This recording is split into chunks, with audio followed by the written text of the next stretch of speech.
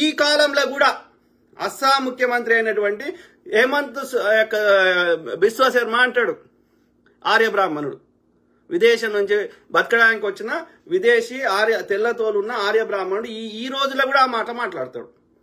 వాడు ఈ సనాతన అధర్మంలో ఉన్న ఏ మంత్రమన్నా తీసి చదవండి, బ్రాహ్మణుని పైనుండేదే చెప్తుంది అలా ముచ్చట. అది మనకు అర్థం కావద్దని సంస్కృతంలో చెప్తాడు, తెలుగులో చెప్తే వాని గుడికి ఓడిపోడు. ఇది పరిస్థితి. ఆ క్రమంలో దే కెన్ డూ ఎనీథింగ్.